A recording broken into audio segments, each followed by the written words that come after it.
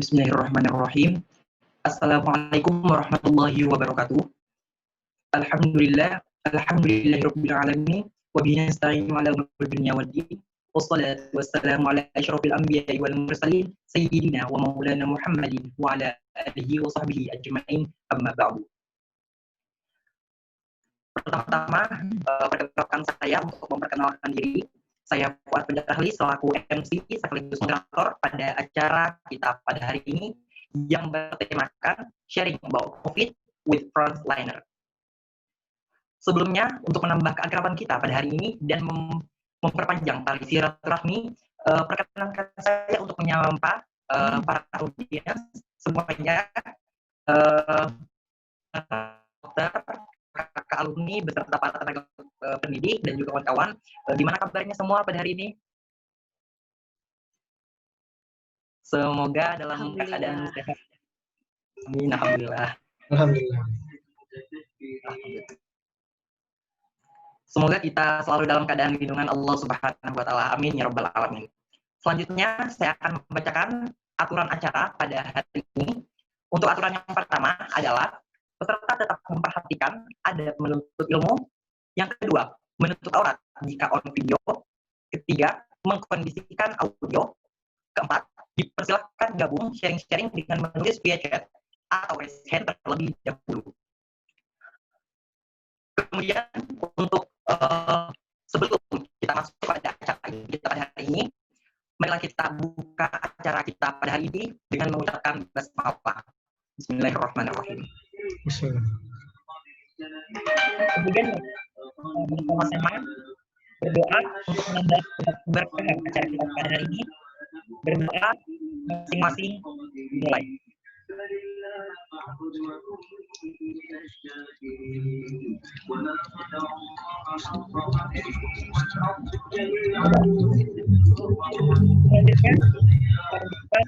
pembacaan tilawah dari Syarif Tilawah saudara Akin Syarif.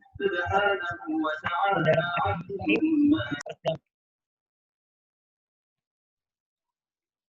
Tes, apakah suara saya terdengar? Terdengar. Assalamualaikum warahmatullahi wabarakatuh. Bismillahirrahmanirrahim. Ya ayyuhalladzina amanu ista'inu bis-sabri was-shalah. Innallaha ma'as-sabirin. Wala taqulu liman yuqtalu fi sabilillahi amwat bal ahya'u walakin la tash'urun. Wala nabluwannakum bisyai'in minal khawfi wal ju'i wa naqsin minal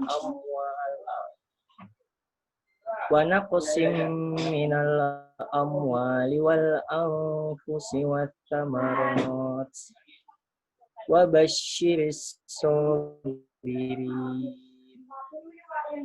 alladzina idza asabathum musibah qalu inna lillahi wa inna ilaihi raji'un. Ulaika alaihim sholawatun mir rabbihim wa rahmah wa ulaika humul muhtadun. Artinya, dengan nama Allah yang Maha Pengasih lagi Maha Penyayang, wahai orang-orang yang beriman, mohonlah pertolongan kepada Allah dengan sabar dan sholat. Sungguh Allah beserta orang-orang yang sabar. Dan janganlah kamu mengatakan orang-orang yang terbunuh di jalan Allah mereka telah mati. Sebenarnya mereka hidup, tetapi kamu tidak menyadarinya. Dan kami pasti akan menguji kamu dengan sedikit ketakutan, kelaparan, kekurangan harta, jiwa, dan buah-buahan. Dan sampaikanlah kabar gembira kepada orang-orang yang sabar. Yaitu orang-orang yang apabila ditimpa musibah, mereka berkata, Inna lillahi wa inna ilaihi raji'un. Sungguh kami milik Allah dan kepadanya lah kami kembali. Merekalah yang memperoleh ampunan dan rahmat dari Tuhannya. Dan mereka itulah orang-orang yang mendapat petunjuk. Shadaqallahul adzim. Maha benar Allah dengan segala firman-Nya. Wassalamualaikum warahmatullahi wabarakatuh. Waalaikumsalam warahmatullahi wabarakatuh. Terima kasih kepada yang telah dan semoga isi dan perjalanannya berkah kita pada hari ini. Pandemi COVID-19 hadir di tengah kita sudah berlangsung 1 semester ini. Korban-korban ada terdapat penanganan COVID-19. Sejak mulai dari 118 dokter dan terkotak meninggal karena COVID. Ini membuat kita prihatin. Yang dan doa mengingatkan sampai detik ini berkata yang Maha Kuasa, ujian dan teguran semua. Selanjutnya kita masuk ke acara ini, acara yang kita tunggu dan kita nantikan semuanya, yaitu acara sharing COVID bersama. Dr. Ahmad Adi di mana ini beliau telah hadir di antara kita. Beliau bisa dipanggil dengan Dokter Adi. Harinya dokternya kita berikan dengan Hulu Sungai Selatan sebagai dokter IGD. Beliau adalah alumni program studi pendidikan dokter dan memiliki 2 anak. Bercita-cita ingin melanjutkan spesialis kita. Benar kan? Ya, insya Allah, amin. Amin. Sama-sama himbawan ya tentunya, amin ya rabbal alamin. Izinkan kami dari panitia menghadirkan beliau sharing-sharing santai dan COVID-19 ini, dan tak kita lupakan dengan ngobrol-ngobrol Islamnya juga ya. Baik dok, pertama izinkan kami menanyakan dokter, bagaimana kabar Pian hari ini dok? Alhamdulillah baik. Alhamdulillah Sehat. Amin. Alhamdulillah. Baik, terima kasih kepada dokter. Sebelumnya saya ingatkan kepada para audiens, jika ada pertanyaan bisa dituliskan di kolom chat. Nanti pertanyaan yang disampaikan, nanti saya akan membacakan beberapa pertanyaan yang ada di kolom chat. Baik, izin masuk untuk pertanyaan yang pertama. Baik, corona itu benar-benar hadir di kota kita. Di hadapan kita, itu perasaannya seperti apa itu? Silakan dok. Baik, bismillahirrahmanirrahim. Assalamualaikum warahmatullahi wabarakatuh. Alhamdulillahirrahmanirrahim. Puji syukur kehadirat Allah. Salawat serta salam kita haturkan senantiasa kepada junjungan kita Nabi Allah Muhammad SAW. Sebelumnya ingin mengucapkan terima kasih atas kesempatannya untuk bisa sharing di sini. Jadi kita banyak bercerita pengalaman aja, terutama pengalaman ulun yang memang dan saya rasa juga banyak semua dokter saat ini yang bertugas di lini penanganan COVID-19 apapun di lini manapun dia ya. Dan di sini dengan kerendahan hati ulun izin untuk sharing ya. Terima kasih untuk semua panitia, kemudian kepada guru-guru ulun yang berhadir di sini ada Dr. Tria, ya, Dr. Husnul Hatimah, kemudian para staf kependidikan dan juga para senior dan sejawat yang ada di sini. Mungkin nanti bisa ditambahkan ya apa yang ulun sampaikan di sini untuk saling-saling sama-sama melengkapi lah apa yang ulun sharing pada kesempatan kali ini. Jadi tadi pertanyaannya, mohon maaf mungkin host ini suaranya agak putus-putus ya. Tapi tadi yang saya tangkap mengenai bagaimana apa nih perasaannya ketika COVID-19 itu benar-benar muncul di kota kita gitu ya, di tempat kita gitu ya, benar ya? Agak putus-putus tadi, jadi saya tanggapi ya. Kalau kita lihat di Indonesia ini kan COVID-19 ini kasusnya muncul pertama kali bulan Maret ya di Jakarta waktu itu, dan di Kalsel ini akhir Maret atau awal April gitu ya. Nah, semenjak pertama kali dia muncul itu kan di kota Wuhan di Cina, itu kan memang sudah ada warning ya bagi kita tenaga kesehatan ya khususnya ketika mendengar ada penyakit baru dan itu menular gitu kan, menular dan dia menyerang saluran pernapasan. Nah, dari ini aja kita sudah was-was kan, karena kita tahu bahwa penyakit yang menyerang saluran pernapasan itu biasanya menyebarnya cukup cepat, gitu kan. Kemudian di bulan Januari itu sudah semakin banyak publikasi dan perkembangan kasus yang diberitakan di China ya. Kemudian juga banyak analisis-analisis dari para ilmuwan dan sebagainya, ya, dari para klinisi juga. Jadi sebenarnya ketika bulan Maret itu sudah ada kasus yang muncul di Indonesia, ya kita sebenarnya kaget sih tidak. Kenapa? Karena kita sudah memahami bahwa ini adalah penyakit yang menyerang saluran pernapasan dan menular gitu kan. Biasanya lebih mudah penularannya ya. Entah itu melalui droplet ya atau percikan yang berasal dari saluran napas ketika seseorang berbicara, batuk atau bersin, atau ketika dia sifatnya ditransmisikan melalui airborne atau melalui udara gitu kan, melalui partikel yang lebih kecil, artinya dia bisa terbang mana-mana. Itu biasanya cepat penularannya, seperti kita tahu di negeri kita itu TB paru gitu kan ya. Jadi kalau dibilang bagaimana responnya ketika muncul pertama kali di kota kita, ya misalnya di tempat saya ya, di Rumah Sakit Hasan Basri Kandangan, itu di Kandangan confirm pertama kali kasus itu bulan April ya, ditemukan dari salah satu warga yang bepergian dari Sulawesi. Waktu itu ada acara besar di sana yang banyak orang dari beberapa negara ya berkumpul, lalu dia balik ke sini, ternyata di screening ya, walaupun waktu itu gejalanya ringan, tapi ternyata positif dia confirm. Nah, apakah saya terkejut atau misalnya cemas atau bagaimana? Ya sebenarnya bisa dibilang tidak terlalu terkejut ya, karena kita sudah menyadari ya bahwa penyakit ini mudah menyebarnya ya. Kemudian kita lihat perkembangan nasional ya, mohon maaf ini ulun kira pemerintah kita agak terlambat responnya, bahkan cenderung meremehkan di awal itu gitu kan. Bahkan ketika banyak negara lain sudah menutup akses ya keluar masuk ke Cina, kita masih membuka ya, bahkan masih ada penerbangan yang dari kota Wuhan itu ya, provinsi yang di sana itu langsung ke Indonesia juga ada gitu. Jadi memang waktu itu dipertanyakan kok kebijakannya tidak preventif yang benar-benar melindungi kita dari penyebaran virusnya. Berarti kan virus menyebar melalui droplet ya, atau saat ini beberapa kalangan meyakini sudah melalui airborne ya, ditransmisikan melalui udara. Nah, kemudian malah pernyataan beberapa pejabat kita yang cenderung bahasa itu meremehkan ya, macam-macam lah waktu itu kan kita lihat. Jadi kita cukup heran juga waktu itu ya.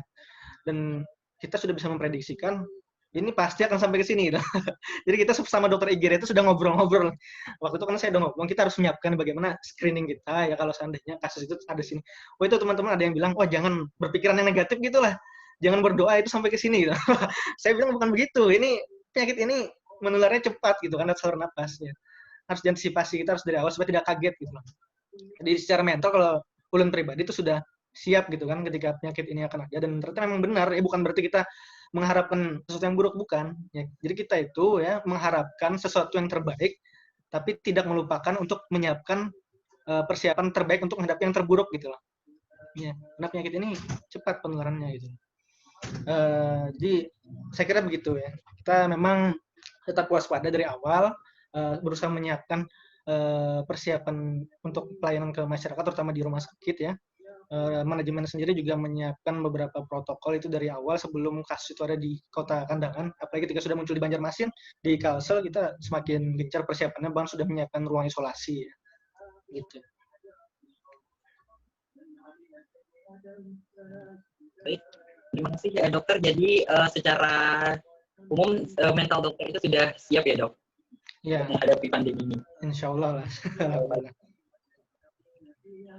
Baik dok, untuk selanjutnya keluarga saat itu seperti apa dok kira-kira setelah tahu bahwa dokter bersedia untuk menjadi garda terdepan dalam melawan. Iya, jadi waktu dibuka ruang isolasi untuk perawatan pasien COVID-19 ini ya di rumah sakit saya itu memang dicari ya dokter umum yang bersedia menjadi dokter ruangan. Memang karena awal-awal adanya penyakit ini semua orang itu masih bingung ya, masih ada perasaan takut, masih juga merasa merasa inilah seram lah dengan COVID-19 ini. Mungkin dibandingkan dengan sekarang ya, awal-awal masuk itu benar-benar sangat berbeda ya kondisinya. Apalagi sudah ada berita waktu itu beberapa orang dokter ya, 3 dokter yang dalam 1 minggu pertama itu seingat saya yang gugur ya karena terinfeksi COVID-19 ini ya. Salah satunya itu ada dokter spesialis saraf yang masih muda, umurnya 30-an tahun gitu. Ketika ada pencarian dokter untuk di ruang isolasi itu tentu saja ini keluarga sudah nanya nih, ini mau gabung nggak gitu kan. Terus karena saat itu belum ada yang bersedia ya, dan saya juga sebenarnya tertarik ya karena ini penyakit baru dan juga ingin ingin mengabdi saja lah dengan kondisi pandemi ini ya, melakukan apa yang kita bisa lakukan gitu kan, kontribusi kita seperti apa. Maka saya juga berminat waktu itu untuk menjadi dokter isolasi di COVID-19. Reaksi istri ya yang jelas pertama menolak gitu kan. Nah, pokoknya jangan sampai lah jadi dokter di ruang isolasi. Jangan main-main gitu kan, harus hati-hati sebagainya. Oh ya, padahal kan kita sudah berusaha meyakinkan bahwa kita juga akan menggunakan APD yang lengkap ya. Kita juga akan berusaha menjaga kondisi begitu ya. Itu tentu saja menolak ya. Apalagi waktu itu anak kedua saya itu alhamdulillah baru lahir beberapa minggu itu sudah ada permintaan dari manajemen menawarkan untuk menjadi dokter di ruang isolasi COVID ya. Setelah kita berdoa ya untuk petunjuk pada Allah ya, kemudian setelah meyakinkan keluarga ya alhamdulillah diperkenankan saja ya. Dan ternyata tidak seseram yang dibayangkan, jauh sekali dari kesan awal ya, begitulah. Baik, terima kasih dokter. Jadi menurut saya hal tersebut sangat menginspirasi lah, dan menurut saya dokter ini sangat bisa dibilang profesional gitu dalam bidang dokter, dan semoga dokter selalu dalam lindungan Allah. Amin ya rabbal alamin. Tapi dok, dokter ini bertugas sebagai dokter IGD, berarti sudah terbiasa juga melakukan swab. Nah, untuk pemeriksaan COVID ini. Nah, kalau boleh tahu, bagaimana sih dok COVID ini sejauh yang dipakai oleh baik, saya tanggapi ya untuk siapa saja saya kira ya sebagai seorang dokter yang sudah terikat sumpah ketika mendapatkan panggilan tugas ya kemanusiaan ya, terutama dalam kondisi pandemi ini yang kita tahu semuanya itu dalam kondisi serba sulit lah. Ya insya Allah saya yakin semuanya juga pasti akan merasakan apa yang saya rasakan dan berpikir seperti itu ya untuk memenuhi panggilan tugas. Jadi ini memang sudah tuntutan tugas kita, jadi bukan sesuatu yang terlalu istimewa menurut saya. Kemudian waktu itu saya bertugas di ruang bangsal perawatan COVID itu selama 4 bulan. Yang awalnya saya sebagai dokter IGD ya di Rumah Sakit Hasan Basri Kandangan. Kemudian mulai bulan April, Mei, Juni, Juli itu saya bertugas di ruang perawatan COVID-19. Kemudian karena rotasi sekarang saya bertugas di IGD lagi.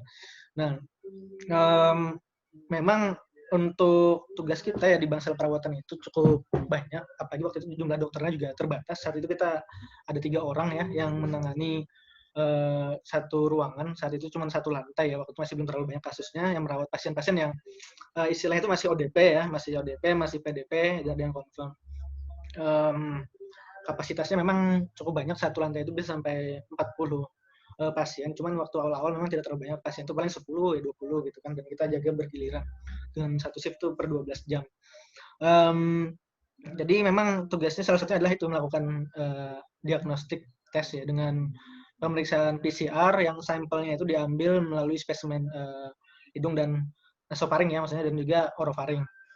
Jadi kita bergiliran itu untuk melakukan pengambilan swab ya yang saat ini kita kenal itu, baik pada pasien-pasien yang awal masuk di rumah sakit karena dari hasil screening dia mengarah pada ODP dan PDP, itu kan pasti harus kita lakukan diagnostik swab.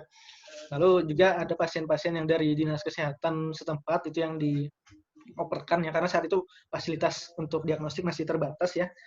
Jadi Dacron swab yang alat untuk mengambil spesimen lendirnya itu kan masih sangat terbatas, cuma ada di rumah sakit waktu itu.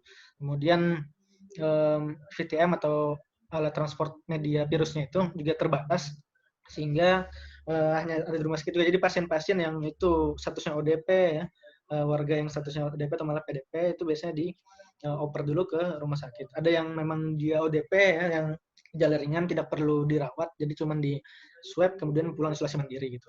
Nah, jadi kita semua yang melakukan pada bulan awal ada yang COVID-19 ini.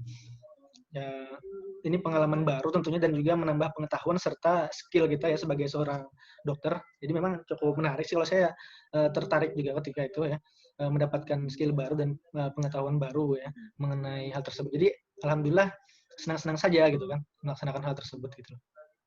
Tadi apa yang di akhir tadi mohon maaf kurang jelas ini pertanyaannya. Ya maaf dokter, tadi bagaimana situasi COVID-19 yang kini terpakai yang ada di lapangan dokter?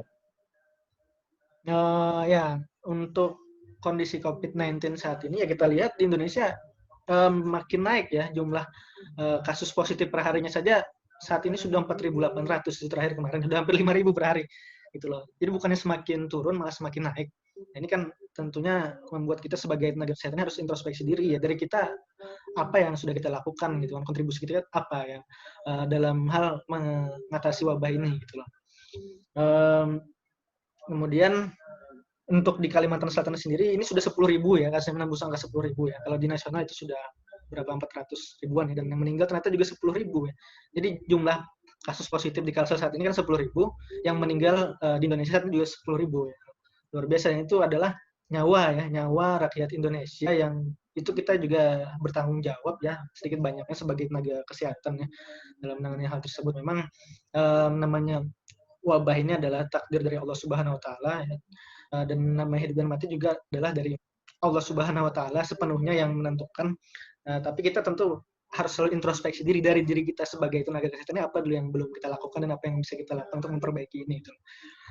Kemudian kita lihat di masyarakat gitu ya. Masyarakatnya juga harus mawas diri dan mengevaluasi juga kenapa kok makin naik ya angkanya. Kita lihat semakin naik angkanya ini bukan masyarakat itu semakin patuh pada protokol kesehatan, bukannya semakin takut. Malah kalau saya lihat fakta di lapangan itu malah banyak yang sudah bosan gitu loh dengan adanya COVID-19 ini. Ya, dengan semakin bertambah kasus ini bukannya semakin patuh untuk tidak kumpul-kumpul, semakin patuh memakai masker, semakin patuh untuk menjaga jarak dan sebagainya. Tapi kita lihat mereka malah semakin bosan ya. Makin bosan. Ya kalau di rumah sakit sendiri pengalaman saya, saat ini kan saya bekerja di IGD ya, ketika Agustus kemarin itu memang jumlah pasien sudah semakin naik daripada beberapa bulan awal pandemi ya di IGD. Karena waktu awal-awal itu kan pasien awalnya takut ya masuk ke IGD karena takut bahasanya tanda kutip di-COVID-kan gitu loh. Nah, atau dianggap sebagai pasien COVID, nanti diisolasi, dikarantina, diswab segala macam gitu loh. Cuman karena kita lihat pasien ini juga banyak yang penyakit kronis ya, seperti hipertensi, diabetes mellitus, kemudian ada yang juga penyakit jantung kronik, misalnya seperti coronary heart disease dan sebagainya. Karena sebagian mereka itu jarang kontrol karena ada pandemi ini, akhirnya 2 bulan ke belakang itu saya kira pasien banyak gitu ya. Udah mulai naik, walaupun belum mendekati angka normal. Namun kita lihat ketika kita screening COVID-19-nya, ada positif juga gitu lah. Jadi pasien-pasien yang memang penyakit kronis ini juga beresiko yang mengalami infeksi COVID-19 ya, karena imunitas mereka tentu berbeda dengan pasien-pasien yang lain. Akhirnya sebenarnya kalau saya pikir jumlah kasus di IGD pun itu mulai naik ya, mulai naik. Di samping kasus yang COVID-19 itu sendiri yang datang karena sesak, karena pneumonia dan sebagainya. Tapi anehnya bulan ini mulai turun lagi. Kenapa? Ya tadi karena masyarakat itu tadi sudah bosan ya, jadi mereka kembali malas berobat ke rumah sakit, kemudian mereka semakin takut kalau di COVID kan ya, berulang kembali gitu lah siklusnya kayaknya ini. Jadi kalau fakta di lapangan yang saya temui tadi pertanyaannya begitu ya, bagaimana ya? Yang pertama tadi masyarakat itu masih banyak yang abai terhadap protokol kesehatan, sedangkan kasus COVID-19 terus naik. Begitu juga tempat saya bekerja di IGD, itu memang sempat bulan kemarin itu banyak yang positif, bahkan 2 minggu pertama itu minimal 4 pasien itu ya, 2 minggu pertama saya di IGD sampai sekarang itu yang konfirmasi COVID-19 maupun yang probable ya, yang dirawat di ruang isolasi perawatan. Dan itu lebih banyak daripada bulan-bulan sebelumnya. Cuman 2 minggu terakhir ini saya rasakan sudah sedikit orang yang masuk. Dan memang perlu survei lebih menyeluruh. Cuman ada beberapa teman dan keluarga itu yang nelpon saya ya karena takut ke IGD ya, pengen berobat ya. Bahkan ada yang kondisinya sudah akut lah, seperti gastritis akut ya, muntah-muntah. Ya, saya sarankan ke IGD, dia takut kalau di rapid test ternyata reaktif gitu. Jadi minta dikasih obat di rumah aja ya, saran-saran segala macam. Nah, saya pikir gambaran masyarakat sekarang juga gitu ya. Jadi kalau kita lihat angka yang ini bertambah, apakah bisa jadi ini belum mewakili angka yang sesungguhnya? Bisa jadi ya, karena pasien-pasien atau masyarakat itu sudah abai, kemudian dia sendiri takut untuk men-screening dirinya gitu kan. Takut untuk dijadikan pasien COVID-19. Takut dirawat seperti itu. Oh, begini. Mungkin itu yang bisa saya jawab. Izin bertanya, apakah sudah terdengar?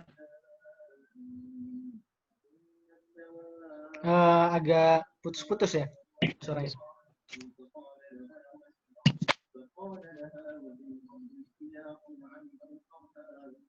Ya. Baik, kita lanjutkan. Baik, jadi kesimpulannya tadi bahwa keadaan masyarakat yang masih abai ya dok, kemudian mereka yang takut dilakukan tes screening karena mereka takut untuk dinyatakan COVID dan lain sebagainya, seperti itu ya dok. Iya. Baik, kita ke pertanyaan selanjutnya dok. Apa sih kan dok tadi ini dok? Dan Mohon maaf ya, saya selain ini terus terang maksudnya suaranya putus-putus ya deh. Apa bisa diulang atau di chat aja kali ya kalau bisa diperjelas pertanyaannya. Mungkin masalah sinyal kali ya.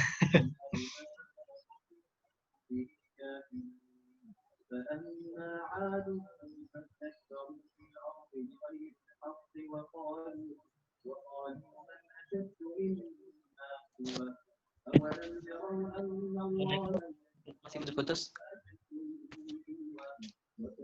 Ya. Dan pertanyaan atau belum dok?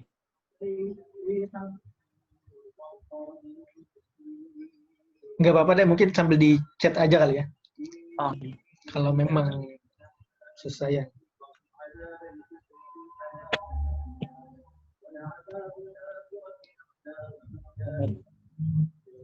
jadi ini belum izin chat ya dokter? Nah ini suaranya lumayan jelas nih. Boleh sambil di chat sambil di ini juga deh disampaikan lewat lisan. Baik dokter. Jadi untuk pertanyaan selanjutnya, apa sih kesan, suka dan duka dokter, serta kesulitan-kesulitan yang dokter alami selama ini ketika menghadapi pandemi ini, khususnya sebagai garda. Baik, kalau kesan sendiri jelas kita semua ya yang mengalami dampak pandemi ini baik tenaga kesehatan maupun masyarakat secara umum ya, kita tentunya cukup bersedih ya ketika ada musibah ini. Cuman namanya ini adalah ujian dari Allah Subhanahu wa taala, kita harus tetap menjalannya sebagai seorang hamba ya, yang tetap mempasrahkan diri kepada Allah. Sebenarnya kita berikhtiar ya sesuai dengan tuntunan yang telah Allah turunkan juga ya dalam hal mengatasi wabah ini. Jadi begitu ya kalau kesan yang saya alami begitu. Kemudian juga banyak saudara-saudara kita, sejauh-sejauh kita senior, bahkan guru-guru kita yang kita cintai, yang kita hormati itu gugur ya di tengah pandemi ini. Tentunya ini bukan hal yang menggembirakan buat kita semua. Ini kita semua bersedih ya karena adanya pandemi ini. Banyak yang kehilangan keluarganya, banyak sejauh-sejauh kita yang juga meninggalkan kita lebih dulu ya. Guru-guru kita ya. Bahkan sudah 115 dokter itu ya yang wafat akibat terinfeksi COVID-19 ini. Lalu kesan saya sendiri selama bertugas bagaimana? Kalau saya pribadi, saya cukup bangga ya karena kita memiliki kompetensi ya yang telah diajarkan oleh guru-guru kita sehingga kita lulus menjadi seorang dokter. Kita cukup bangga bisa berkontribusi ya kepada masyarakat di tengah kondisi pandemi ini ya, karena kita semua juga tahu bahwa dokter itu adalah garis terdepan ya sebenarnya, karena sudah kita pahami bahwa garis terdepan itu sebenarnya adalah masyarakat sendiri dalam mencegah penularan COVID. Itu adalah kan garis belakang ya, garis paling akhir lah dalam hal penanganan COVID-19 ini. Ya banyak suka duka yang dialami ketika menjadi petugas COVID-19. Yang kita rasakan tentunya ketika pasien itu sembuh, yang awalnya pasien itu sesak ya, saturasi oksigennya itu di bawah 90% ya, bahkan berbicara saja mereka tersengal-sengal. Kemudian kita lakukan penanganan ya sesuai dengan bimbingan dari dokter spesialis dan kerjasama tim antar dokter umum dengan perawat dengan petugas kesehatan yang lain. Alhamdulillah pasien itu bisa membaik atas izin Allah Subhanahu wa taala. Itu tentu saja kita merasakan bahagia ya, merasa berbahagia karena saudara kita yang dirawat ini bisa sembuh gitu kan. Nah, itu adalah perasaan suka tersendiri bagi kita ya. Perasaan dukanya bagaimana ya? Ternyata tidak banyak pasien yang dalam kondisi berat ya, itu bisa bertahan. Nah, ini juga tantangan ya sebenarnya di bagian belahan dunia manapun ya, terutama kita yang fasilitas kesehatannya juga terbatas. Angka mortalitas pasien yang sudah masuk fase kritis itu sangat tinggi gitu ya. Yang bilang 50% kalau sudah masuk ICU, apalagi kalau sudah terpasang ventilator itu 12-20% saja kemungkinan dia bisa bertahan. Maka kita lihat para dokter atau guru-guru kita yang kemarin sempat terpasang ventilator itu kecil ya angka harapan hidupnya. Nah ini kita sangat bersedih sekali ya ketika kita memasang ventilator tersebut kita mengintubasi pasien. Yang awalnya pasien itu sadar ya, karena kan dalam patogenisnya COVID-19 ini dikenal dengan namanya happy hypoxemia. Jadi SpO2 saturasi oksigen pasien itu mungkin rendah ya, di bawah 90 bahkan di bawah 80, tapi dia masih sadar ya, masih bisa berkomunikasi. Tapi kita lihat memang gerakan napasnya sudah tampak retraksi yang cukup berat, lalu orientasinya juga sudah sedikit menurun ya. Kemudian indikator yang lain ada takikardia dan sebagainya ya. Ada beberapa organ yang juga mengalami kerusakan akibat hipoksemianya ya. Jadi sebelum pasien itu dipasang ventilator ya atau kita intubasi, biasanya pasien itu masih berkomunikasi dengan kita gitu ya. Masih sadar, masih Pak berdoa yang banyak, Pak ya, ini mau dipasang alat bantu napas, ini Pak mohon bantuannya gitu kan. Jadi masih bisa berinteraksi gitu loh. Dan beberapa pasien yang saat itu saya intubasi ya, atas bimbingan dokter anestesi ya, itu bisa jadi saat berbincang itu adalah dialog terakhir kami gitu loh. Karena setelah itu beliau sudah tidak bisa bertahan lagi dengan terapi yang kita ikhtiarkan, yang namun Allah berkehendak lain. Jadi di situ dukanya ya. Memang kita melihat beberapa pasien yang meninggal itu ya, setelah kita usahakan optimal ya, tapi kita sudah berusaha ya, akhirnya tidak tertolong. Jadi begitu ya. Kalau dukanya sih bagi saya itu, ketika melihat pasien-pasien itu meninggal di depan kita, kemudian keluarganya juga bersedih ya, kemudian kita lihat dokter-dokter yang lain ya, sejawat-sejawat kita yang meninggal, guru-guru kita itu tentunya sangat meninggalkan duka ya, bagi kita semua. Untuk kendala-kendalanya sendiri apa? Ya, kendalanya tadi karena kita ini fasilitas mungkin terbatas ya di daerah, tapi alhamdulillah di rumah sakit saya itu cukup inilah terakomodir lah, mulai dari ruang perawatan isolasi yang dibikinkan tekanan negatif. Cuman awal-awal memang agak kesulitan ya. Dari segi ventilator misalnya, kemudian juga tenaga, karena memang tidak banyak yang bisa menjadi tenaga apa namanya, baik di bidang perawat ya maupun dokter umum. Memang dokter umum itu kan jumlahnya sedikit, ada yang di IGD, ada yang akhirnya harus ke COVID-19. Cuman untuk perawat itu karena jumlahnya juga terbatas ya, akhirnya juga sedikit. Awalnya satu tim itu satu shift kami cuma bertiga, misalnya kan 3 perawat, 1 orang dokter umum. Ya itu sih kendala-kendala awalnya, kesulitan awalnya kita dari segi tenaga terbatas. Cuman dalam 2 bulan terakhir ini banyak rekrutan tenaga yang ikut bergabung ya dalam perjuangan menangani pasien-pasien COVID-19 ini. Kemudian kami juga dokter spesialis parunya cuma 1 orang yang menjadi penanggung jawab ya. Itu juga cukup menjadi kendala karena bayangkan beliau 1 orang itu menangani banyak sekali pasien. Terus tadi juga fasilitas ya, ventilator tuh awal-awalnya tuh malah kita tidak punya. Akhirnya 1 yang dari ICU dan NICU dibawa ya ke atas ya ke ruang isolasi. Lalu akhirnya dapat bantuan juga ya beberapa bulan lalu dari Universitas Indonesia dan dari Universitas Airlangga ya, ventilator yang portable itu ya, penemuan mereka. Jadi memang dalam kondisi pandemi ini alhamdulillah kreativitas juga berkembang ya. Sebagai warga Indonesia juga ada yang berinovasi ya. Teman-teman itu alhamdulillah bisa. Jadi itu. Kemudian kalau saya juga kesannya ya mengenai penanganan COVID-19 ini, harapannya ya harusnya bisa lebih optimal lah, baik dari bidang yang berwenang ya, tentu saja ini adalah pemerintah ya. Memang kita sudah kehilangan momen di awal ketika pandemi ini mulai mengancam, itu kita terkesan tidak optimal dalam pencegahannya, sehingga akhirnya ketika masuk, kemudian kita juga belum terlalu optimal dalam hal deteksi kasus, tracking ya, tracing, kemudian memisahkan yang sakit dengan yang sehat, itu juga masih belum terlalu optimal di awal-awal. Kita lihat kesulitannya itu misalnya dalam diagnostik PCR itu lama menunggunya, bahkan sampai 10 sampai 14 hari di awal-awal ya. 3 bulan, 4 bulan pertama itu begitu ya. 3 bulan pertama lah. Jadi ini sangat banyak makan tenaga ya, karena pasien juga menumpuk, kemudian kos yang ditimbulkan juga tentunya besar, karena pasien itu kan perlu penanganan, makan, dan sebagainya gitu kan ya. Biaya ruangan dan sebagainya juga kan. Terus ini juga meningkatkan risiko paparan infeksi ya pada tenaga kesehatan. Lalu pasien sendiri secara psikis itu sangat tertekan ya. Tidak sedikit yang kami konsulkan ke bagian psikiatri karena lamanya masa perawatan itu akhirnya mereka tertekan. Walaupun sudah difasilitasi dengan makanan, selalu kita motivasi ketika kita visit, namun masih ada saja yang seperti itu ya. Untuk kita memahami ya. Tentu saja tidak enak kan ditempatkan di isolasi ya selama 2 minggu, bahkan sebulan, ada yang sampai 2 bulan. Itu kan karena hasil PCR yang berulang positif. itu tentu saja bukan hal yang mudah. Bahkan kita sendiri tenaga kesehatan ya pasti juga merasa itu tidak mudah ya. Jadi itu kesulitan di awalnya fasilitas tadi ya, pertama fasilitas diagnostik. Di samping tadi pencegahan kebijakan strategi dari pemerintah yang kita rasa masih kurang optimal di awal-awal. Nah sekarang ya kita hanya bisa mengevaluasi itu, ya bagaimana ke depannya ini tentunya jadi PR kita bersama gitu. Mungkin itu dari saya. Baik, terima kasih Dok. Selanjutnya kita masuk ke pertanyaan selanjutnya, yaitu kita sempat mendengar bahwa ada beberapa negara yang mampu menekan angka penularan dari COVID-19 ini. Sebenarnya pernah ada yang sukses menjinakkan virus ini. Nah, walaupun di akhir-akhir ini juga ada berita tentang second wave terus berdatangan memangsa korban pasca diberlakukannya new normal. Nah, menurut dokter, sebenarnya seperti apa sih langkah efektif yang mampu menaklukkan virus corona ini, Dok? Ya, terima kasih untuk pertanyaannya. Kalau kita lihat kan negara yang paling sukses saat ini dalam menangani COVID-19 itu malah negara yang awal mula kasusnya muncul, yaitu di Cina ya, khususnya di kota Wuhan itu sendiri.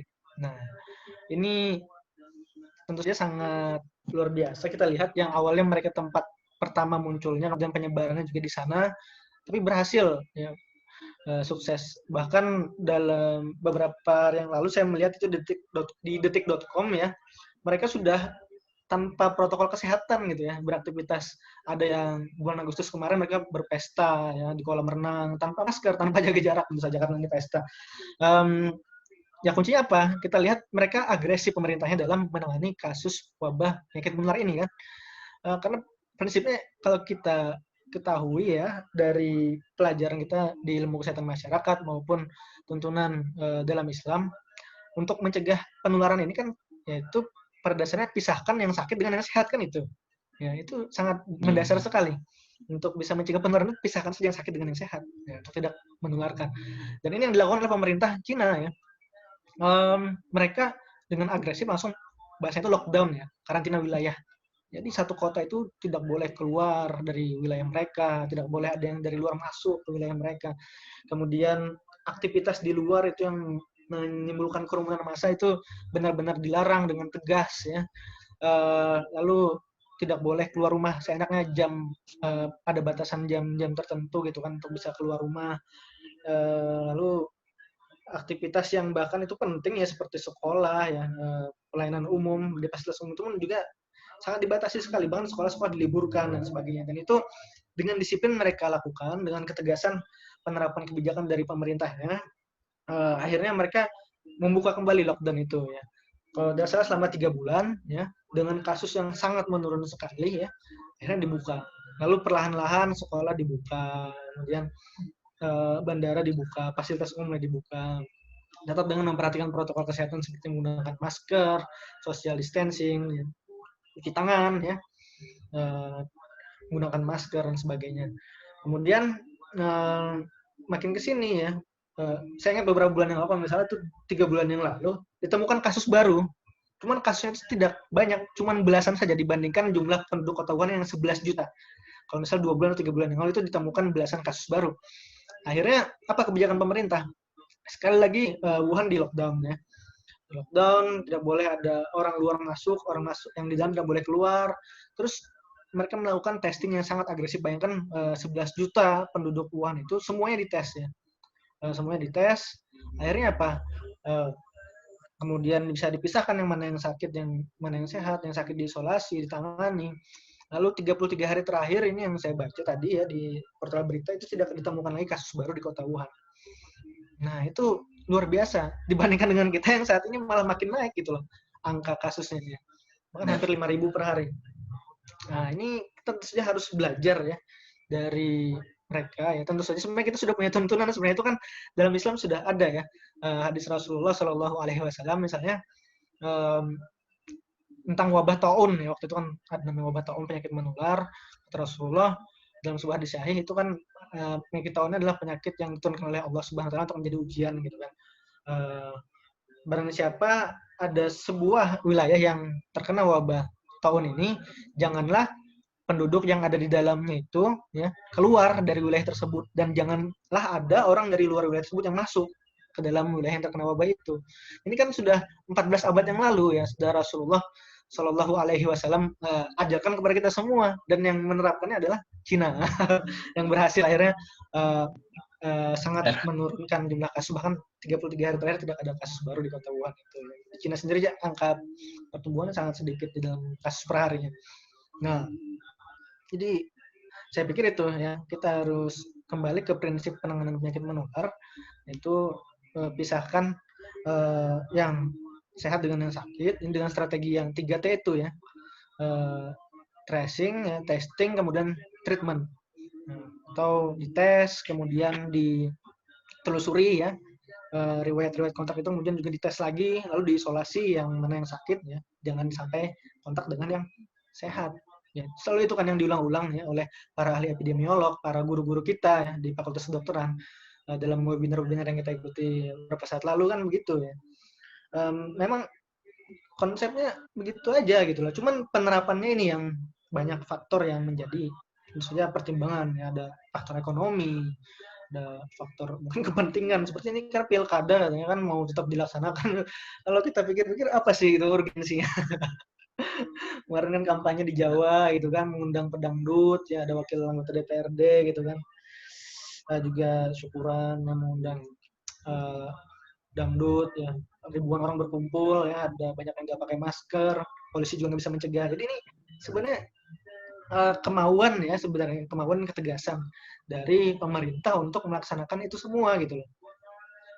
Walaupun kita lihat Cina itu mungkin 3 bulan pertama mereka ekonominya mungkin turun ya, bahkan bisa dibilang hampir lumpuh, tapi sekarang mereka sudah bisa beraktivitas seperti biasa, ekonominya pun sudah mulai merangkak naik lagi. Dengan kita, Allahu a'lam bishawab lah, mudah-mudahan ini bisa dilakukan juga oleh kita harapannya. Paling tidak kita sebagai individu, apalagi tenaga kesehatan ya, kita mencontohkan ya untuk melaksanakan protokol kesehatan itu ya, bagi yang muda-muda ini kan. Nah, yang kita miris itu kalau tenaga kesehatan atau malah mahasiswa kesehatannya yang mencontohkan yang tidak baik ya. Misalnya keliuran gitu kan, nongkrong-nongkrong di kafe ya, sama teman-teman ya. Apakah tidak ada ya di antara kita seperti itu? Ya terus terang saja ada, yang mudah-mudahan sedikit lah jumlahnya dan bisa disadarkan kembali. Nah, kita harus memberikan contoh yang baik pada masyarakat ya, mulai dari kita sendiri ya. Kita juga harus menjaga diri sendiri dan juga keluarga ya. Memang tidak bisa dihindarkan keluar rumah itu, apalagi membeli kebutuhan pokok, bekerja dan sebagainya, tapi ya kita harus mencontohkan bagaimana memakai masker yang benar. Ya, coba aja survei ya, misalnya teman-teman nih mahasiswa kesehatan nih, kalau mau bikin penelitian kecil-kecilan gitu loh, survei aja ya, keluar gitu kan, tapi jaga jarak juga, lihat berapa orang yang ditemui gitu kan di sepanjang jalan misalnya di Banjarmasin itu yang memakai masker dengan benar gitu, mulai dari jenis maskernya, apakah jenis maskernya masker yang benar-benar standar ya, atau maskernya yang tidak standar seperti misalnya masker scuba itu kan sudah jelas tidak standar ya, itu yang dijual di mana-mana sekarang, atau malah slayer itu yang dililitkan di muka ya, itu sangat kecil sekali bisa mencegah penularan dari droplet ya. Nah, kemudian caranya bagaimana? Apakah menutupi bagian hidung sampai ke dagu ya, atau hidungnya masih terbuka, atau cuma menutup dagu misalnya, mulut sama hidungnya masih terbuka, atau ada yang malah di leher yang ditutupi gitu kalau di leher. Nah, itu survei aja gitu loh. Saya iseng-iseng kemarin tuh sempat keluar karena perlu beli kebutuhan pokok ya, ternyata dari 80 yang saya temui di jalan itu ya, cuman 12% yang memakai masker dengan benar. Itu 2 bulan yang lalu, itu kecil-kecilan aja tapi iseng-iseng. Kalau mau lebih terstruktur mungkin sebagai bentuk pengabdian masyarakat, silakan itu mahasiswa kesehatan kedokteran itu dibikin, lalu bisa jadi rekomendasi atau mungkin bikin penyuluhan lah terkait dengan itu. Terus harus dilakukan ya. Saya pikir seperti itu dari kita. Cuman kalau yang paling memegang peran penting itu adalah pemangku kebijakan ya. Nah, karena kalau tidak diterapkan dengan tegas ya pasti akan sia-sia. Ya, TV bahkan kita di SMS setiap hari kan gunakan masker, hindari kerumunan, tapi tidak ada penerapan yang tegas. Ya kondisinya seperti sekarang ini gitu. Sama kayak helm kan, mungkin dulu helm itu orang repot ya pakai helm, tapi ketika ada polisi yang menilang ya di jalan-jalan ya, diberikan sanksi, semuanya mau tidak mau pakai helm, walaupun ada yang dulu alasannya inilah ada bisul lah di kepala lah, ada yang lehernya kecil lah takut patah lah kalau pakai helm standar, tapi karena diterapkan dengan tegas ya jadi bisa gitu.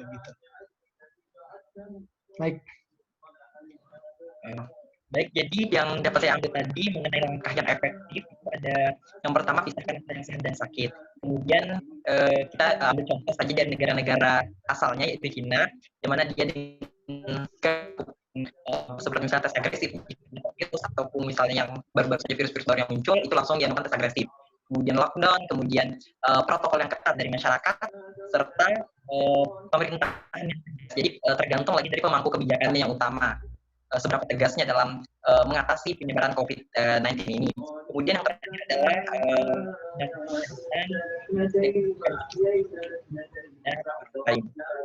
mungkin untuk yang pertanyaan tadi selanjutnya adalah ketika COVID-19 ini bahwa tugas sebagai dokter berisiko, namun juga terasa sangat mulia. Bahkan banyak yang saya lihat ketulusan dalam pasien mengorbankan keselamatan seperti pemakaian APD dan misalnya saja penggunaan jas hujan yang harganya 5.000 yang pakai pulang dan juga bahkan pulang cuma karena khawatir membawa virus keluarga. Nah, menanggapi hal tersebut, seharusnya gimana sih dok kita sebagai seorang dokter yang juga sebagai seorang muslim? Baik. Sebentar tadi ada yang putus-putus, kayak saya belum bisa menangkap seluruhnya. Tadi sempat dengar yang pakai jas hujan 5.000 gitu. Bentar. Silakan mungkin bisa diulang atau di chat ya. Pertanyaannya deh. Ulun singkat aja ya dok. Ya boleh. Jadi kan yang saya lihat ini selama para dokter menangani pandemi ini awal-awalnya itu bisa merupakan tugas yang berisiko bagi dokter dan juga termasuk tugas yang mulia.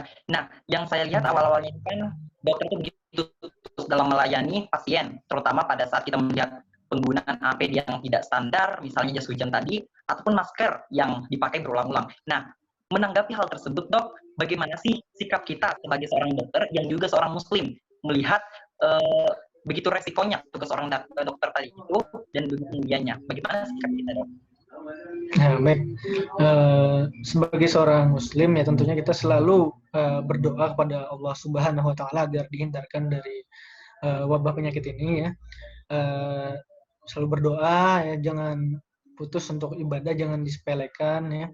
Kemudian saat inilah sebenarnya saat yang paling krusial ya buat kita untuk mendekatkan diri kepada Allah Subhanahu wa taala, karena memang namanya kematian, kata guru saya itu ya, salah seorang spesialis di rumah sakit ULIN, kita itu kalau sudah waktunya ya akan meninggal ya, pasti akan meninggal entah karena COVID ataupun tidak.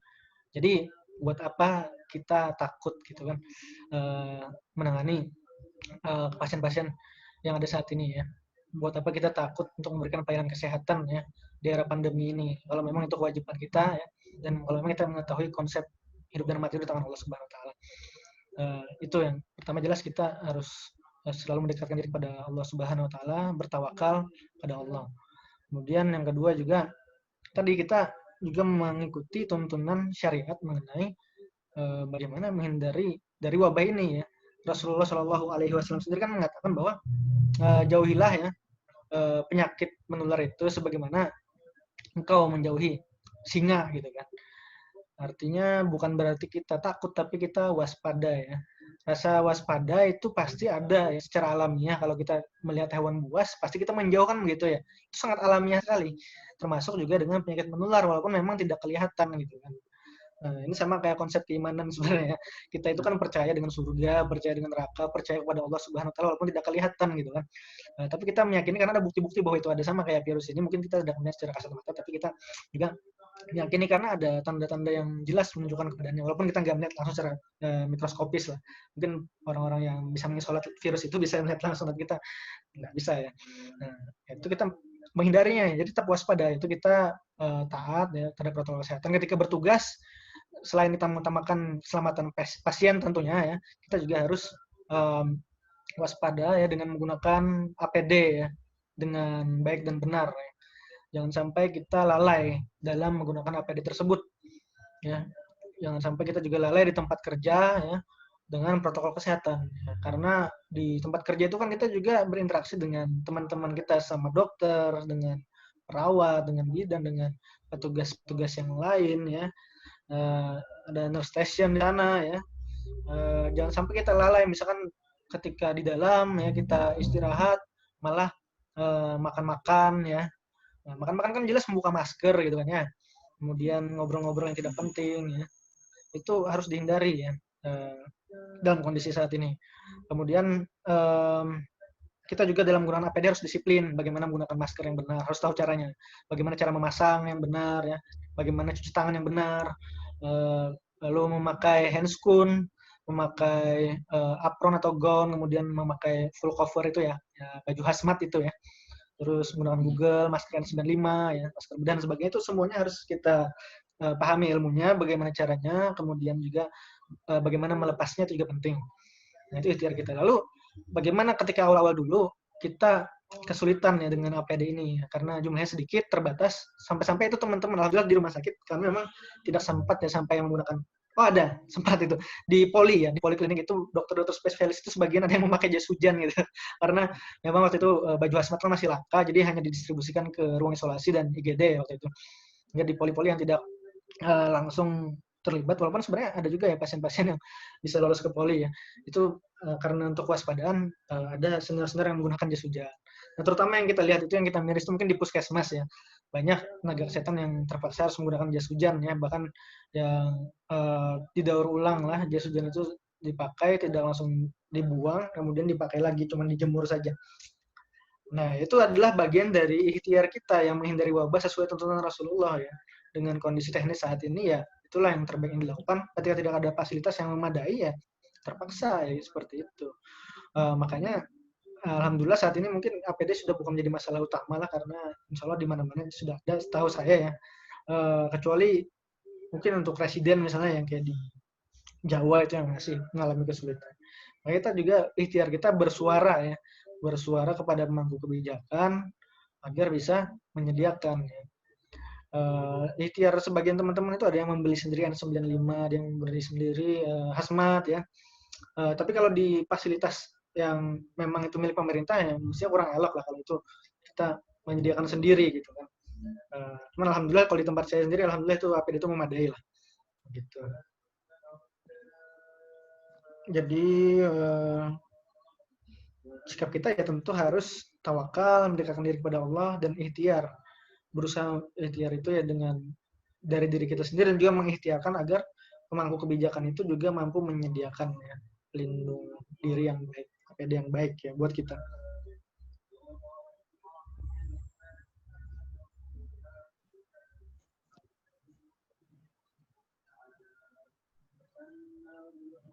Baik, terima kasih dok. Jadi untuk berbicara mengenai tadi mengenai Islam, apa ya dok? Kira-kira kita itu harus kembali kepada Islam. Bagaimana sih sebenarnya sistem kesehatan itu dalam Islam dok? Kalau boleh tahu dok? Tentunya kalau kita membahas namanya sistem itu sangat rumit ya, banyak keterkaitan di antara sistem itu ya dengan sistem yang lain. Yang jelas sebagai seorang mukmin ya tentu saja kita harus selalu berpedoman pada syariat Islam, itu kan jelas ya, tuntutan akidah ya itu ya. Dalam penanganan wabah ya kita juga melihat bagaimana anjuran-anjuran Rasulullah ya, dan juga teladan dari para sahabat mengenai penanganan wabah itu sendiri. Ya. Tentu saja dalam kondisi pandemi ini kita lihat ya penyakit yang baru yang menular dan angka kematiannya juga cukup tinggi, yang mematikan. Ya. Ini diperlukan sumber daya yang sangat banyak ya. Yang jelas adalah tenaga kesehatan itu sendiri, ya kan? Tenaga kesehatan itu sendiri harus dipenuhi ya kuotanya. Ya. Berapa idealnya sih per berapa ribu penduduk kan itu ada ya teorinya. Kemudian dalam kondisi wabah ini tentu saja ada tenaga ekstra yang diperlukan gitu kan ya. Kemudian untuk perlindungan tenaga kesehatan sendiri seperti apa itu jelas hal-hal teknis seperti itu yang harus diperhatikan. Nah, harus sistem yang ada itu bisa menyediakan APD, kemudian menggaji para tenaga kesehatan dengan layak, menyediakan tenaga kesehatan sesuai dengan kebutuhan, ya, memberi fasilitas yang baik juga untuk mereka agar bekerja dengan optimal, begitu.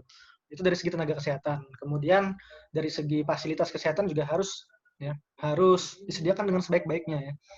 Apalagi di tengah kondisi saat ini kita lihat banyak rumah sakit kekurangan ventilator, kehabisan ruangan, kehabisan fasilitas yang lain. Ini memang tentu saja membutuhkan biaya yang sangat tidak sedikit. Ventilator itu sendiri harganya ratusan juta sampai miliaran misalnya kan. Bikin ruangan dengan tekanan negatif, belum lagi ruangan operasi, ruangan bersalin, ruangan cuci darah, ICU khusus yang karena tadi konsepnya kan kita memisahkan antara yang sakit dengan sehat. Ya, mestinya nantinya harus ada itu dipisahkan sama sekali pelayanan-pelayanan kesehatan yang urgen yang diperlukan oleh masyarakat yang memang dia katakanlah positif COVID-19 harus dibedakan dengan yang bukan pasien COVID-19. Jadi memang ada ruang. Itu kan perlu biaya yang sangat banyak dan tidak sedikit gitu kan. Dulu kita lihat sistem Islam ya, ketika dulu sempat diterapkan, kita lihat ada konsep di Maristan ya kan, rumah sakit yang merupakan pelopor dari rumah sakit modern saat ini ya.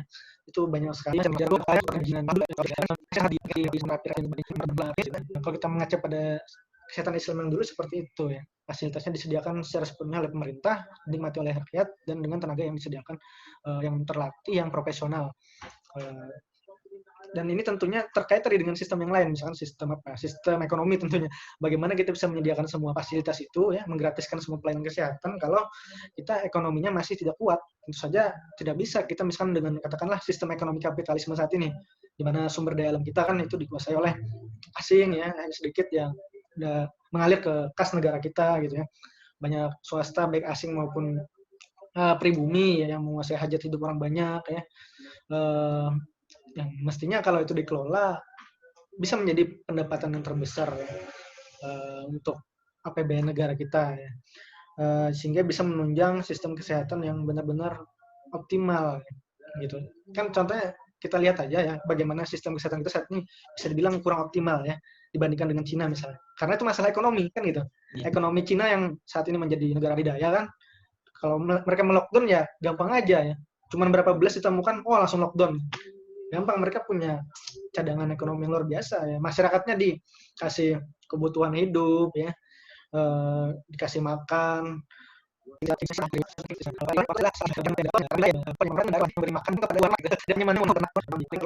itu negara harus menyediakan sampai ke situ gitu loh. Cuman karena alasan ekonomi tadi, kita terus terang saja kita tidak akan mau yang dilakukan oleh China atau seperti yang diamanahkan oleh undang-undang tersebut, tapi kita memilih jalan lain, yaitu kemarin adalah PSBB. Kita lihat sendiri mungkin hasilnya ya begitulah.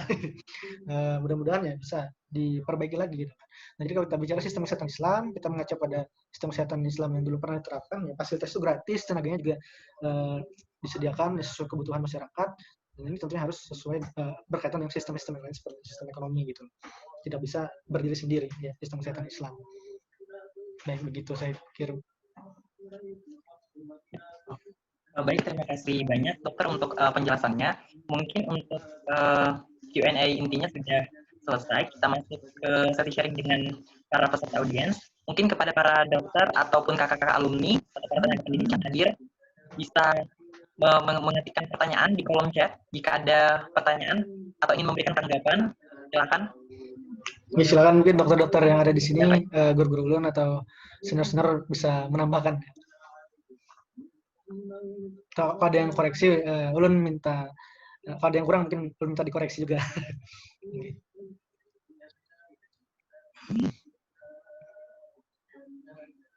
Apakah ada?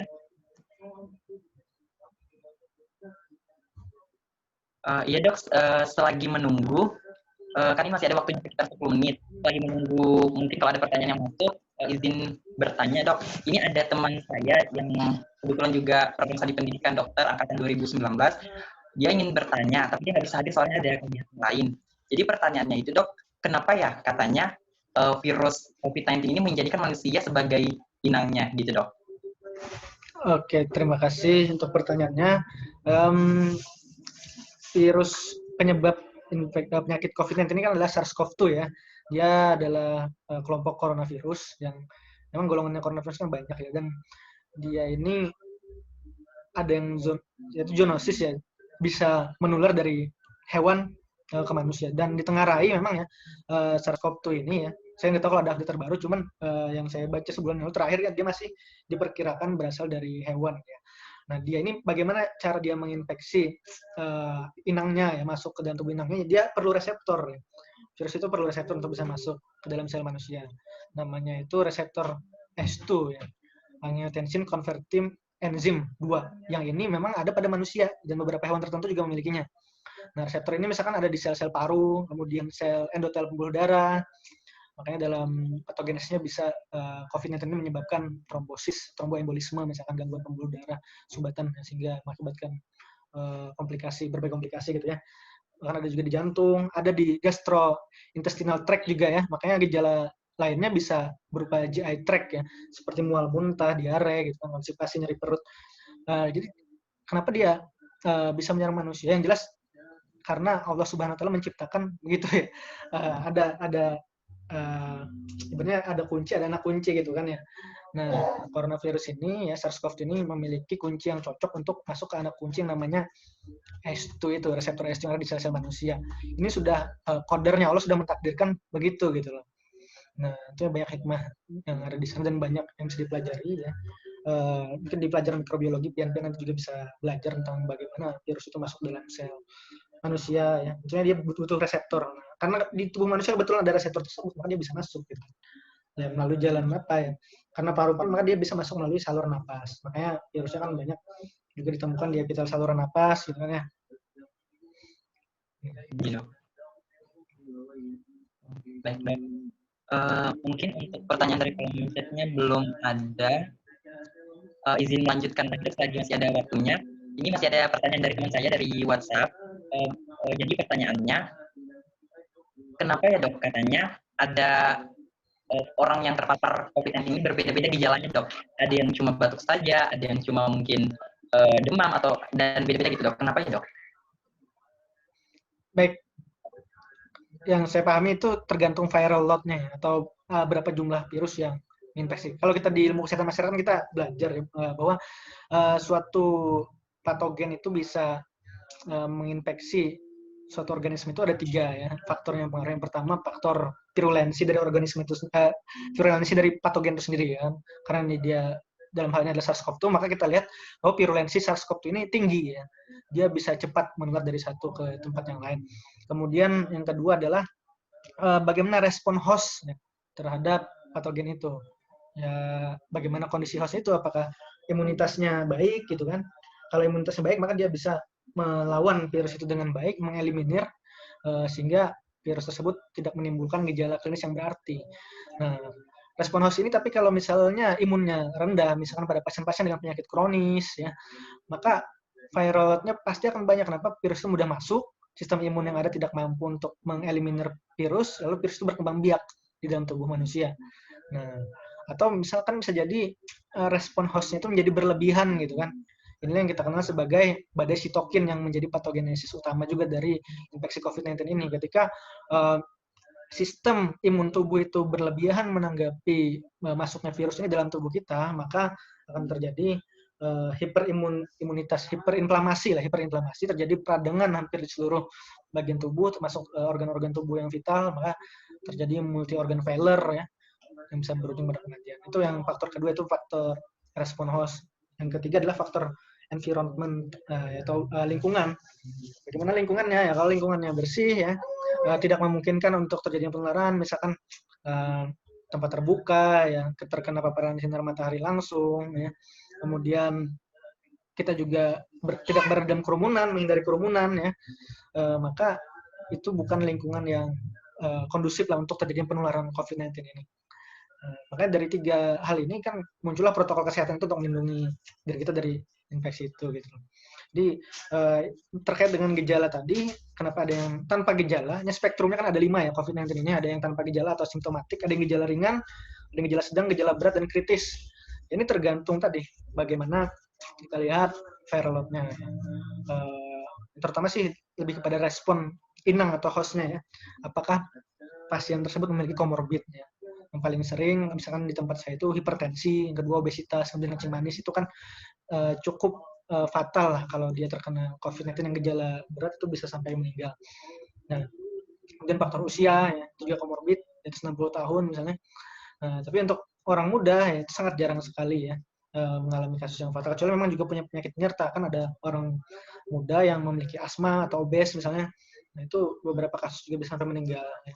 Tapi kalau yang muda, sehat, ya insya Allah sih gejalanya ringan. Walaupun tidak bisa menjamin juga ya. Karena pengalaman saya itu ada satu orang, satu umur ya, seumuran umur 29 tahun ya. Nah itu dia tidak memiliki komorbid, dia memang perokok sih. Nah, dia sehat ya, tapi nggak punya penyakit lain lah pokoknya. Tapi dia merokok. Dia terkena COVID-19 dan terpaksa harus dipasang ventilator. Cuma tidak sampai ventilator yang invasif, cuma kita pasang yang ventilator non-invasif aja, kayak face mask gitu. Alhamdulillah bisa bertahan.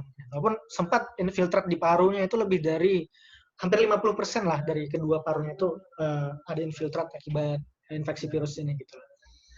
Jadi memang masing-masing itu beda ya, responnya tergantung apakah ada komorbid atau tidak ya, faktor usia, dan viral load. Makanya kenapa banyak dokter yang meninggal, bahkan di antara itu ada yang sehat, yaitu ditengarai juga karena viral load-nya banyak terkumpul. Mungkin beliau punya imunitas yang baik, tapi karena sering terpapar dengan pasien-pasien COVID, APD-nya waktu itu mungkin tidak optimal ya. Pasien mungkin ada yang tidak jujur dengan kondisi penyakitnya sehingga akhirnya dia tertular ya, karena tidak memakai APD kan si dokter ini karena yakin pasiennya bukan pasien COVID. Nah, ini viral load-nya menumpuk banyak, itu akhirnya bisa menimbulkan penyakit yang berat juga pada dia. Ulun pikir seperti itu. Silakan kalau ada yang mau ditambahkan. Baik, terima kasih dokter. Sekali lagi kepada para audiens, apakah ada pertanyaan atau tanggapan? Tunggu. Mungkin mungkin nggak ada, dan juga kebetulan karena waktunya sudah habis, kan lewat 31 lewat. Jadi di sini ya, kami dari dokter mungkin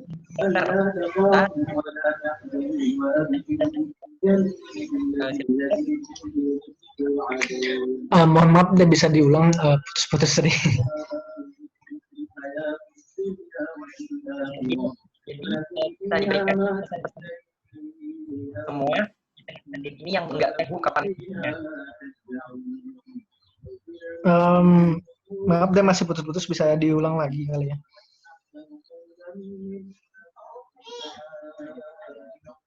Atau mungkin di chat ya kali ya. Ya sudah dengar sih. Mungkin ada pesan-pesannya dokter buat kita semua ya. pandemi ini yang tidak tahu kapan ujungnya. Benar ya. Pesannya intinya adalah istiqomah, konsisten. Ini yang memang berat. Ya, prinsip penanganan wabah kan kita semua sudah tahu ya, protokol kesehatan kita juga sudah tahu. Cuman untuk bersikap istiqomah atau konsisten itu yang susah ya. Jadi kita harus tetap menjaga diri, berikhtiar sesuai dengan tuntunan Allah dan Rasulnya dalam menjauhi wabah ini. Kemudian kita juga terus berusaha ya menangani pasien-pasien kita ya seoptimal mungkin ya. Terus belajar sebagai seorang dokter, kita dituntut untuk terus belajar ya, memperbarui kompetensi kita ya, menambah ilmu-ilmu, karena ini kan ilmu baru dan ini kesempatan kita untuk belajar ya. Sebenarnya menarik ya, satu sisi menariknya COVID-19 ini kan dia menyerang multi organ, jadi banyak sistem yang terlibat ya, sistem pernapasan, kardiovaskular ya, neurologi, kemudian ilmu tentang mikrobiologi, farmakologi, obat-obat yang terus berkembang juga banyak. Jadi memang kesempatan kita di tengah pandemi ini untuk belajar, di mana banyak webinar-webinar yang gratis berlimpah ya kan. Kemudian juga jurnal-jurnal itu yang terbaru bahkan dalam hitungan bulan. Ya, sekarang update-nya bukan tahun lagi untuk masalah COVID ini 1 bulan lah. Biasanya itu yang paling update 1 bulan. Nah itu yang harus sebagai praktisi tentunya kita berusaha untuk memperbarui ya keilmuan kita, update, belajar gitu. Untuk memahami fenomena penyakit ini dan bagaimana cara kita agar optimal menangani pasien-pasien kita kan gitu. Jadi memang belajar bagi seorang dokter itu adalah kebutuhan dan kebutuhan yang mendesak di masa pandemi ini ya. Begitu juga dengan mahasiswa kedokteran ya. Saya pikir juga bisa berkontribusi ya tadi dengan pengabdian pada masyarakat ya, dengan terus belajar juga ya. Tadi juga kita harus selalu mendekatkan diri, ini adalah momen yang sangat penting ya, karena kita tidak tahu apakah kita juga akan tertular atau tidak. Kalau tidak tertular, apakah bisa jadi ini adalah sebab daripada kematian kita juga tidak tahu ya. Allah yang menentukan itu semua, makanya kita harus semakin mendekatkan diri pada Allah, karena kita langsung berhadapan dengan virus yang tidak kelihatan ini. Kemudian kita juga sebagai seorang muslim tentunya ingin agar penanganan ini ya juga optimal ya, bukan cuman dalam kapasitas kita sebagai individu ya dan juga sebagai tenaga kesehatan, tapi juga agar pemangku kebijakan ini mampu ya berikhtiar lebih lah sesuai dengan tuntunan syariat Islam. Yang pertama jelas agar negeri ini diridhoi oleh Allah Subhanahu wa taala ya, dengan menjalankan apa yang telah disyariatkan oleh Allah Subhanahu wa taala ya, termasuk dalam hal penanganan pandemi ini tentunya. Ya. dan tidak meremehkan atau malah tidak lalai dalam menangani ini, karena ini mempertaruhkan nyawa daripada rakyat Indonesia, dan juga ini takutnya ya ketika kezaliman itu ada di tengah-tengah kita, itu akan mengundang musibah demi musibah dari Allah Subhanahu wa taala. Semoga kita terhindar dari yang demikian, dan semoga kita tetap bisa istiqomah konsisten dalam melakukan hal-hal yang benar ya dalam kondisi pandemi ini. Itu saja mungkin. Baik, terima kasih dokter atas klasifikasinya yang sangat bermanfaat bagi kita semua. Dan sedikit membacakan kesimpulan dari pemaparan narasumber kita, Dokter Adit, pada hari ini, bahwa COVID-19 ini merupakan suatu virus yang berasal dari Wuhan, yang mana menyerang sistem saluran pernapasan dan bisa tersebar melalui percikan.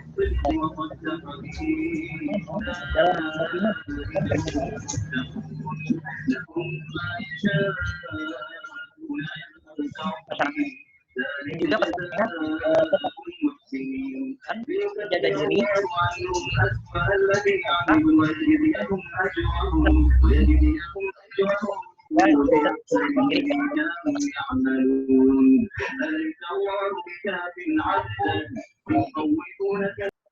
banyak